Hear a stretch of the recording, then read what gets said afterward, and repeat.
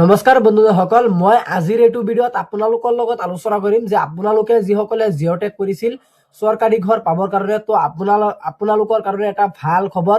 ইতিমধ্যে কিন্তু আপোনালোকৰ চৰকাৰৰ ফালৰ পৰা আপোনালোকৰ কিন্তু এটা বিগ আপডেট আহিছে। আপডেট অনুসৰি মই আপোনালোকক জনাই দিম যে জিঅ'টেক ঘৰটো কিন্তু আপোনালোকে কিছুমান ডিষ্ট্ৰিক্টত আপোনালোকে জানুৱাৰী মাহতে কিন্তু আপোনালোকে জিঅ'টেক ঘৰৰ পইচাখন আপোনালোকে লাভ কৰিব পাৰিব, প্ৰথম কিস্তিৰ টকা। গতিকে মই এতিয়া আপোনালোকক জনাই দিম যে জানুৱাৰী মাহত আপোনালোকে প্ৰথম কিস্তিৰ টকাটো আপোনালোকে লাভ কৰিব পাৰিব জিঅ'টেক ঘৰৰ। আৰু আপোনালোকৰ জিঅ'টেক ঘৰৰ বাজেটটো কিমান টকা হ'ব, আপোনালোকৰ ঘৰৰ ডিজাইনটো আপোনালোকৰ কেনেকুৱা ধৰণৰ হ'ব। আমাৰ গোটেই অসমখনত কিন্তু আপোনালোকৰ 6টা ধৰণৰ ঘৰ আপোনালোকে লাভ কৰিব পাৰিব।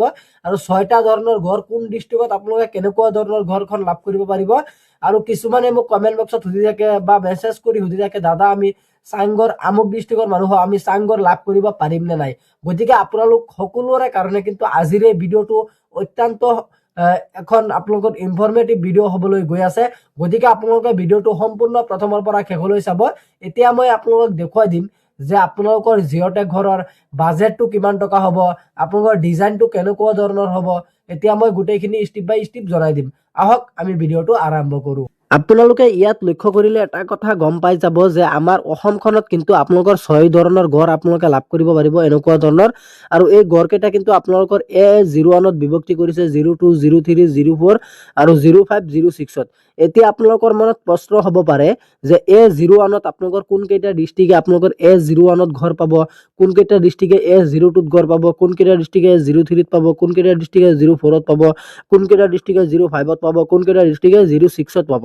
এতিয়া মই আপোনালোকক গোটেইখিনি ষ্টেপ বাই ষ্টেপ আপোনালোকৰ লগত আলোচনা কৰিম বা আপোনালোকক ভাঙি পাতি মেলি আপোনালোকৰ লগত দেখুৱাই দিম। গতিকে আপোনালোকে ভিডিঅ'টো সম্পূৰ্ণ প্ৰথমৰ পৰা শেষলৈ চাব।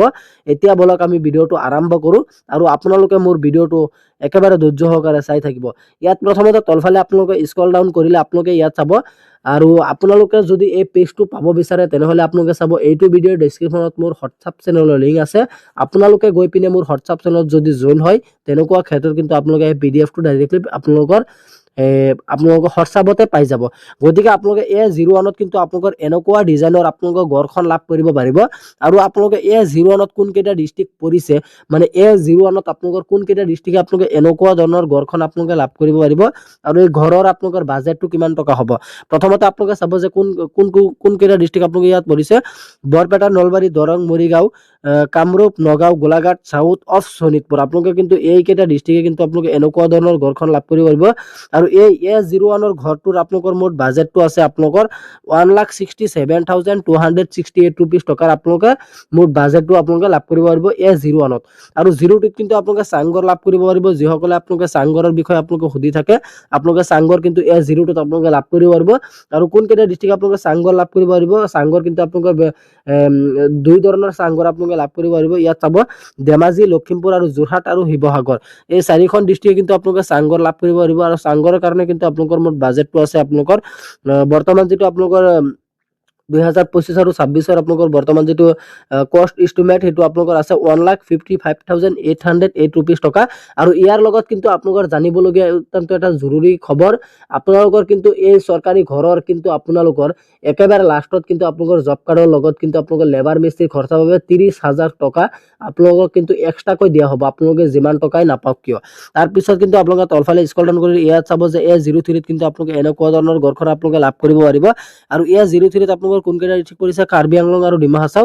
তাৰপিছত A03ৰ কিন্তু আপোনালোকৰ মুঠ বাজেটটো আপোনালোকৰ ইয়াত চাব, তলফালে স্ক্ৰল ডাউন কৰিলে ইয়াত চাব A03ৰ আপোনালোকৰ বাজেটটো আছে 1,76,949 ৰুপিজ।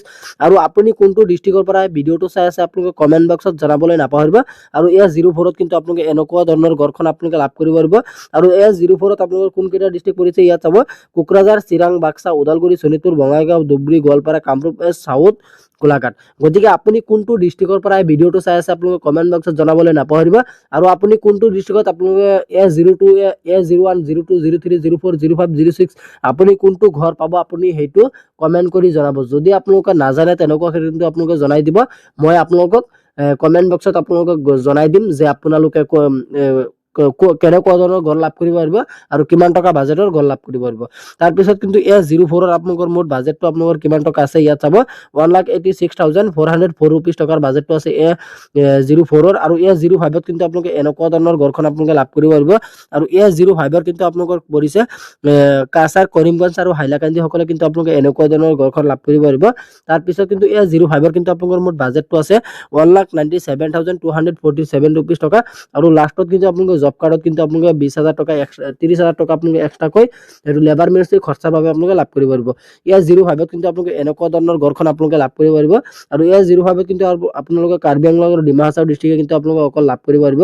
গতিকে আপোনালোকে চাগে নিশ্চয় গমে পাইছে যে জিঅ'টেক ঘৰৰ আপোনালোকৰ বাজেটটো কিমান টকা বা ডিজাইনটো কেনেকুৱা ধৰণৰ হ'ব।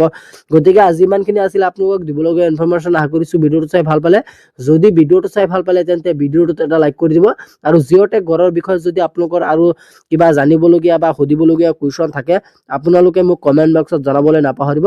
মই আপোনালোকৰ উত্তৰটো দিবলৈ সদায় প্ৰস্তুতি আছোঁ। আৰু আপোনালোকে জিঅ'টেক ঘৰৰ বিষয়ে যদি এনেকুৱা ধৰণৰ ইনফৰ্মেটিভ ভিডিঅ' আপোনালোকে ৰেগুলাৰ পাব বিচাৰে তেনেহ'লে আমাৰ চেনেলটো আপুনি ছাবস্ক্ৰাইব কৰিবলৈ নাপাহৰিব। ধন্যবাদ থাকিল সকলোলৈ। জয় আই অসম।